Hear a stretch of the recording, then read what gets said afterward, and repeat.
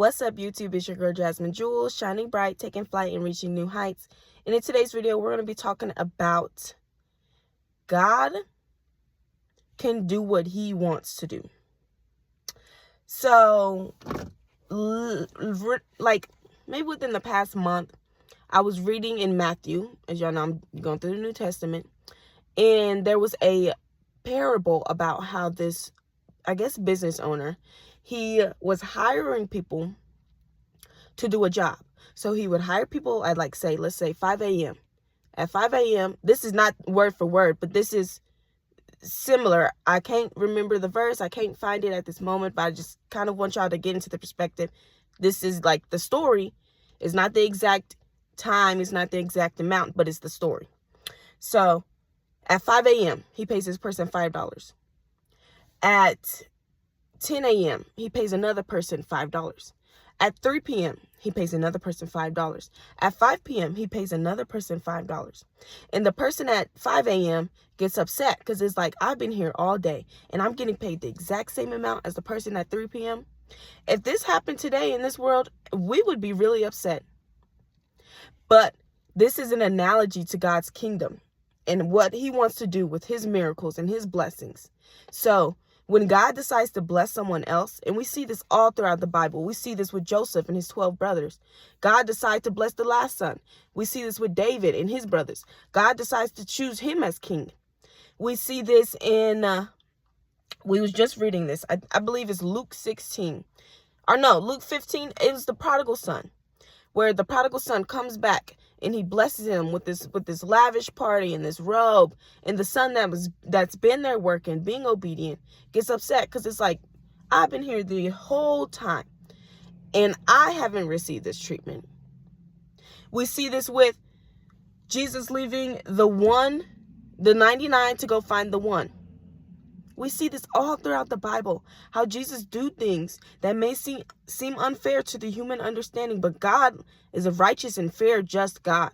We got to remember that. So what God does for someone else, does no matter despite of their sin, of their unfaithfulness, whatever they're doing, if God decides to bless them with the finances or with the marriage or with all this stuff that you want and you get upset, you think that's loving and kind? You think that's of the Lord? It's not. And God teaches us that all throughout the Bible. If God wants to bless this person and use this person in their sin, just like he did with Saul, who turned to Paul, he was killing Christians and decided to use him. And he's wrote a lot of books in the New Testament. Someone who was killing Christians. God decided to use him. And you think his disciples, some of the Christians out there, wasn't jealous? They were. Some of them were probably jealous. Some of them were probably upset at the fact that they've been following God throughout this whole time, and he's going to use someone who has been killing Christians.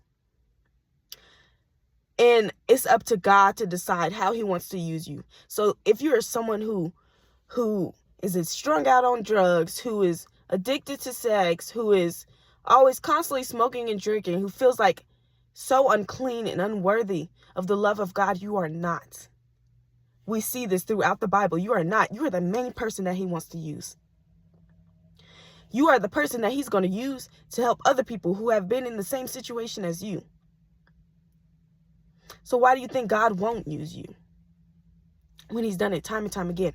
The proof is in the pudding.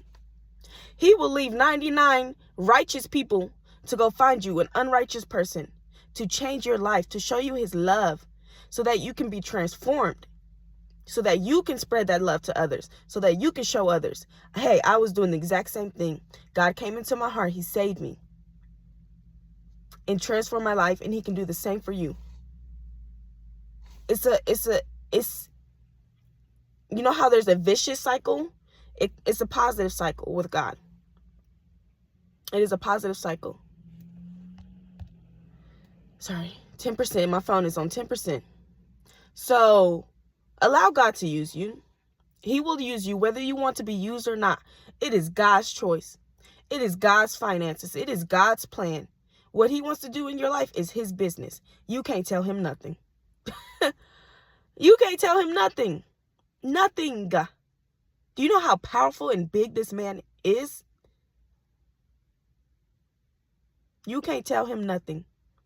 You can pray. You can plead. You can cry out to him. And he may change his mind depending on your heart posture. He's a forgiving God. But what he says goes. So if he declares something and you decide to plead and pray, it was like the same thing with David. He was about to kill this other king. And then the wife of the king came and was pleading to David. Her faithfulness, her humility to the fact of like, my husband is not acting right, but I'm coming to you, God. My family's not acting right, but I'm coming to you in standing in agreement for them. Forgive them, help us. Because whoever your circle is, if something happens to them, you get affected. So you need to stay in your prayer. You need to stay asking God to protect your family. Because whatever happens to them, it affects you. So you need to be that one person that decides, you know what? I'm going to change the trajectory of this entire family. I'm going to decide to start breaking generational curses.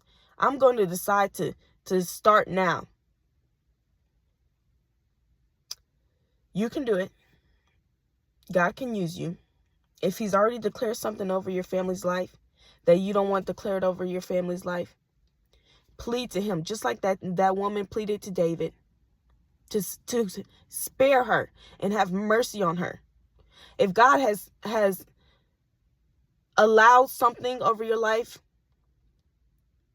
if God has allowed poverty over you and your family's life, plead to him to break that spirit. Plead to him to break whatever curses the enemy has tried to throw in your way. Just like that woman pleaded to David to spare her and her family and her village. Be the one person that makes the change. Okay? I love you guys so much. And I pray you guys have a good day. God bless you guys, and ciao for now.